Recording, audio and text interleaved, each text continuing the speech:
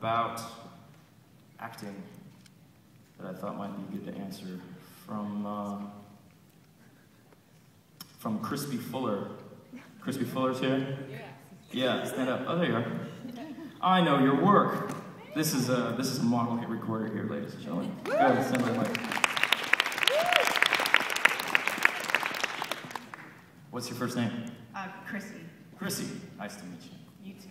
So she asked, as I put my phone away, she asked, when going on an audition for anything, what's your #1 way to amp yourself up for it? Yeah, auditions. Do you go on a lot of auditions? Are you an actress? I go on a few. Like, I'm still in school, so I go on auditions for school, but I want to go out into the real world and do it, so that's why I asked. Yeah. There's a lot I can say about auditions. I've been doing that for a long time, ever since I was 6 years old. When I was 6, 7, 8, 9, 10, I used to go on auditions like every day, 1 or 2 a day, for little shitty parts on television. You know, get rejected all day, every day, all the time. And then you get one, and it's really exciting, and then you get rejected a bunch more. So I think I'm sort of used to it. But I'll tell you one of the things, one of my favorite insights about auditions that I always think of before I go on audition came when I actually wasn't doing an audition. I was already cast in the movie. It was actually for Brick, again. And we were doing auditions for the role of Emily.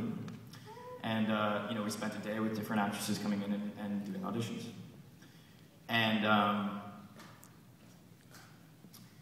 what I figured out is how little of it has to do with how little of it has to do with the actual acting, to be honest. And I've since experienced it from the point of view of the actor and watched it happen too. Clearly, you know, we weren't going to take somebody who didn't know what they were doing, but everyone who came in that day did know what they were doing. So much of it is just, you kind of know right away. I would say like 9 out of 10 of the actresses that came in, you knew right away it's not going to be her.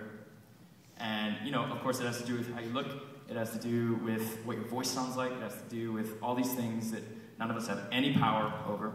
And, you know, I love actors who are chameleons, and I love to go into an audition looking totally different. And I actually do recommend that if you know, I dress for auditions. Like, if I'm supposed to be, you know, a dude in a suit, I'll go in a suit, because he won't be able to, you know, the director won't be able to picture me like this. So I do that. But even still, even if you dress for it, even if you go in, and I'm not saying you go in as character per se, but, you know, but just go in looking right, that, I think that's a good idea to do. But even still, so much of it is just, that's the thing with acting. It's a bizarre art. Acting isn't like painting or writing or directing. It's sort of, you're dependent on, you're working for someone else. You're giving that director the ingredients they need to cut together the movie that they want to make.